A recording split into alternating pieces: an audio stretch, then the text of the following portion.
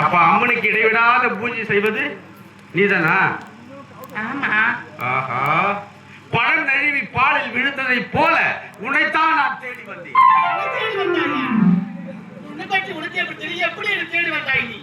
அதெல்லாம் சொல்றேன். நான் யார் தெரியுமா? நான் தான் அர்ஜுனாபுரத்தில் ஆளக்கூடிய ராஜாக்கள். ராஜாக்கள் நடுப்பட்டவன் அர்ஜுனனுக்கு அள்ளிங்கிறதவன் புலேந்திரன். புலேந்திரன் பெற்றெடுத்த ஒரே மகன் அடியன் ரூபச்சந்திரன் என்று சொல்வார்கள். நாட்டோட இளவரசன். உன்னை எதுக்காக பார்க்கலாம் என்று வந்து உன்னை கட்டி அணைக்கணும், முத்தம் கொடுக்கணும், திருமணம் செய்து கொள்ளலாம் என்று ஆசையாக வந்திருக்கின்றேன். ஒரு பெண்ணை பார்த்து தாயாகவும் தங்கையாகவும் பழகணும், எடுத்து விட காதலுக்கு கட்டி பிடிக்கணும், முத்து கொடுக்கணும் சொல்றீங்க. என்னதான் ஆச்சு உனக்கு? உன் பேச்சு எப்படி தெரியுமா இருக்குது? சிறுவாணி தண்ணியை போல், சிறுவாணி தண்ணியை போல் சிலு சிலுன்னு சிரிப்பு இருக்கும், சிலு சிலுன்னு சிரிப்பிருக்கும், மருதாணி சிவப்பாட்டம் மணிக்கள் நொமின்னி வரும், மருதாணி சிவப்பாட்டம் மணிக்கள் நொமின்னி வரும், மகராசி அழகையெல்லாம் மலக்காத்து பாடி வரும்.